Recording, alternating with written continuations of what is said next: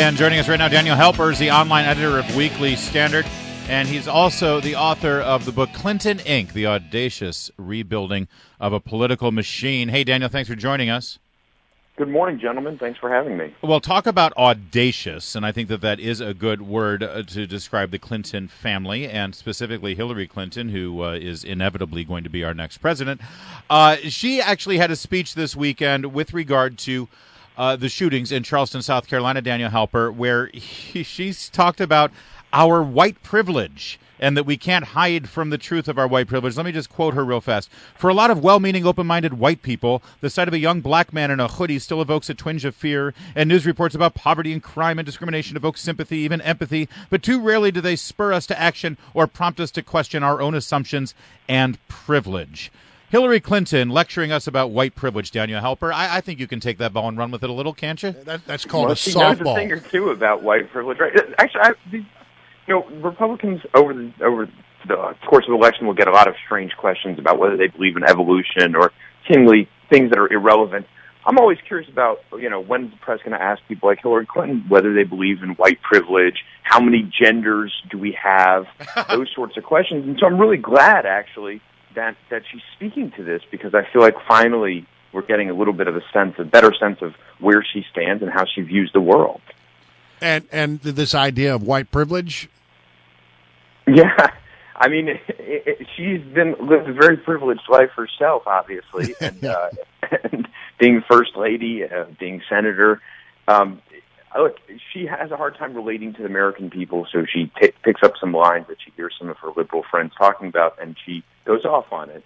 That's how she is. She does live in a little bit of a cocoon, obviously, and it's kind of a bizarre statement when really what went wrong in South Carolina and what's awful about it is really so clear, and it's not really about white privilege. It's about one person hating other people for no reason at all, and exactly. Really an evil action. It has nothing to do with these deeper societal problems. Well, and Daniel, to take it back to the media, as you so rightly pointed, because every story ultimately is a media story, I would love for the reporters to follow up with Mrs. Clinton and say, listen, if you truly believe about the problem of white privilege in America, why don't you step out of the race, step down, and just hand this over to Dr. Ben Carson, the only African-American who's running for president right now, the Republican. That would be the ultimate test of her guilt over being white. Or she could even suggest that maybe she should drive her own damn car. That could be. I mean, if there's an example of white privilege, that would be it, I would imagine. Well, let me ask you about the sort of a related thing. You talk about South Carolina and the events there. It seemed almost reflexive within hours of this tragic event in South Carolina, where really we should be spending time, mourning what has happened.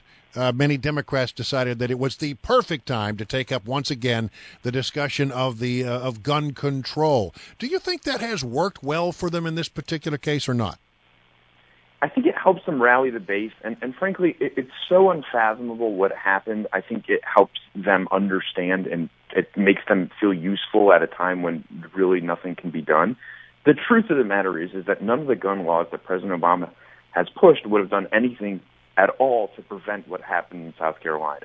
Even if they were all adopted by Congress, they wouldn't have done anything. They wouldn't have touched it. The only thing that probably would have is if he were advocating the repeal of the Second Amendment, which in some ways would be a more honest position than the one that he is advocating. I think the best reading and the most gracious is to say that you feel like you can't fathom what happened. A guy walks into a church and kills 9 people after sitting and praying with them for an hour simply because of the color of their skin. It's disgusting, and you want to be able to do something about it. And this is, I think, their way of trying to do something, even if it's nonsense. Daniel Halper, let's focus away from the Charleston story for a minute and just talk about the presidential political scene. Jeb Bush is now officially in. He announced last week, and so is Donald Trump. And it's amazing. You didn't really hear Hillary Clinton talking about any of the candidates, but boy, she jumped right on Donald Trump last week. What does that tell you? Well, I think she's trying to play Donald Trump up, right? There's a certain strategy in politics. You attack the weakest opponent to make them stronger because you'd rather fight the weaker opponent rather than the stronger opponent. And so I think it's a way of building him up through attacking him.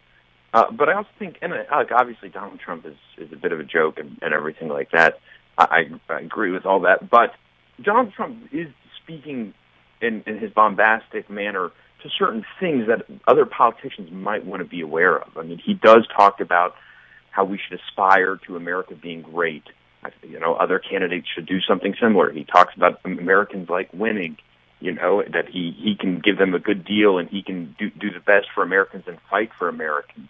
He talks about how bad Obamacare is, and, he talks, all these things I think are good signals to other candidates. Hey, it's not bad necessarily to go after President Obama and Hillary Clinton and other politicians the way Donald Trump does. There's a certain allure to it, and it makes, people actually do like that if you do it in a slightly more tactical way. But he is tapping into something that's there, and that it is pretty interesting. Isn't it also interesting that in Iowa and other places, Bernie Sanders seems to be getting a real hearing by the voters, and they seem to really like the things that he's saying. At least one hears that, there's been sort of a raucous support of his ideas. Does that suggest to you that perhaps that Hillary is a bit weaker than perhaps we've been led to believe? Yeah, well, we've talked about it on this show before, that Hillary, there's a lot of room on Hillary's left and a lot of room in the Democratic Party for a strong Democrat to come out and challenge her. Of course, none really materialized, and all that support that might be going to somebody who might be stronger is now going to Bernie Sanders. Bernie Sanders does actually believe in stuff. I think that sets him apart in the Democratic field. He believes in what he says. That helps him gain support. And look, we've all been in the media focused on how the rightward shift in American politics, that the conservative Tea Party has gone so right-wing and, all this nonsense. Meanwhile, the Democratic Party has gone very, very far to the left, and it's now a lot closer to Bernie Sanders and President Obama than it is to the Clintons. And I think that's what this is a reflection of mostly. So it's really just an anybody but Hillary kind of rallying around Bernie Sanders. Yeah, a little bit of that. Yeah. But there's also that he is where the Democratic Party is. Yeah, he's that's socialist, true. But really, what issues is he so different from than the mainstream of the Democratic Party? Not on trade, not on national security, where he's basically where President Obama is. Not on all these issues. He's basically where the Democratic Party is.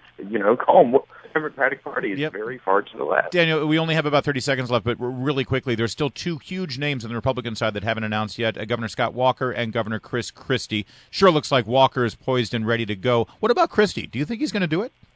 So I heard that Walker's announcing July 13th in Milwaukee. I heard that from a top donor and they're now raising hard money.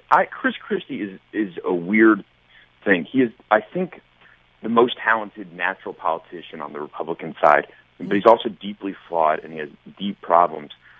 I think he can't not do it. I think he's such a consummate politician that he has to jump in. But it would be remarkable if he didn't, right? If he said, I don't really have a chance at this. I'm gonna let other people fight this out. I think that would probably make most sense to observers like us. But these guys they live on their egos, and I don't think he can divorce himself from that. All right. Well, they're but for the grace of, who amongst us can't? Let's face it. I don't want to. I'm not going to start talking about other people's egos. I don't want to break any windows. Where are you jumping in? Glass house? No, it's not that. Well, you know what? I'm going to reserve that decision right now. Stop. Don't start it. All right. Thank you very much, Daniel. Greatly Thanks, Daniel appreciate Halper. it.